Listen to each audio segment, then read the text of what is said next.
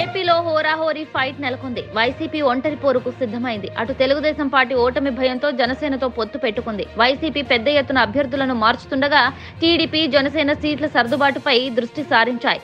వీరితో బీజేపీ కలుస్తుందా లేదా అన్నది కొద్ది రోజుల్లో క్లారిటీ రానుంది. అటు కాంగ్రెస్ పార్టీ వైఎస్ షర్మిలకు పగ్గాలు అప్పగించడం ద్వారా బలం పెంచుకోవాలని భావిస్తోంది. ఈ తరుణంలో ఏపీ ప్రజల మూడ్పై తాజాగా సర్వే బయటకొచ్చింది. తమ నివేదికలను వెల్లడించింది.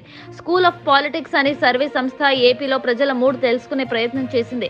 టీడీపీ, జనసేన కూటమికి ఎన్ని సీట్లు వస్తాయి, వైసీపీ ఎన్ని స్థానాల్లో గెలుచుకోనుందో స్పష్టమైన అంచనా వేసింది.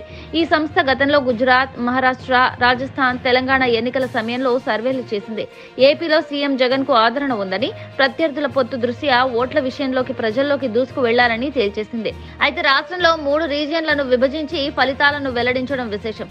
ఉత్తరాంధ్రలో మొత్తం 35 స్థానాలకు గాను వైసీపీకి 12 నుంచి 16 స్థానాలు, టీడీపీ, జనసేన కూటమికి 18 నుంచి 22 వరకు స్థానాలు వచ్చే అవకాశం ఉందని విశ్లేషించింది. కోస్తాంధ్రలో మొత్తం 85 స్థానాలకు గాను వైసీపీకి 19 నుంచి 24 సీట్లు, టీడీపీ, జనసేన కూటమికి 58 నుంచి 65 స్థానాలు వస్తాయని పేర్కొంది.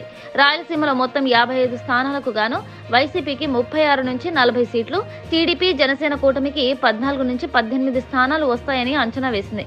అయితే ఈసారి కోస్తాంధ్రలో స్పష్టమైన మెజారిటీ దిశగా టీడీపీ, జనసేన కూటమి అడుగులు వేయడం విశేషం. ఉత్తరాంధ్రలో మాత్రం గట్టి ఫైట్ నెలకొంది. రాయలసీమలో మాత్రం వైసీపీ తన పట్టు నిలుపుకుంది. గత ఎన్నికల్లో వైసీపీ దాదాపు వైట్ వాష్ చేసింది. 55 స్థానాలకు గాను గత ఎన్నికల్లో వైసీపీ 52 చోట్ల విజయం సాధించింది. టీడీపీ 3 స్థానాలకు పరిమితమైంది.